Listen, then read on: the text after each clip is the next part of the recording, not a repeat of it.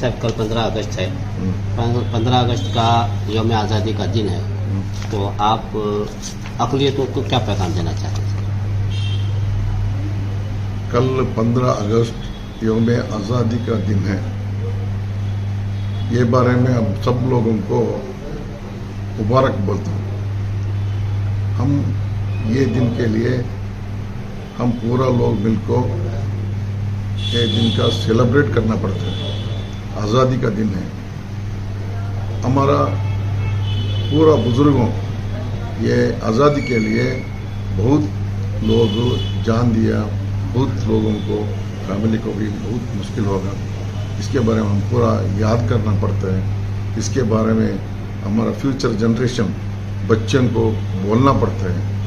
ये दिन का सेलिब्रेशन पूरा मस्जिद में, हर मस्जिद में हमारा मौलाना, इमाम, बुजुर्ग, पूरा ये सदर लोग, कमेटी लोग मिलकर करना पड़ता है।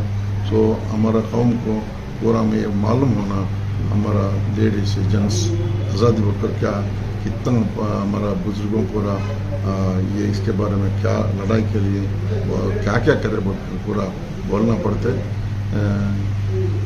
टोटली हम ये सेलिब्रेशन बहुत अच्छा तरह से करना पड़ता है। तो मुबारक, इसके लिए मैं मुबारक बोलता हूँ।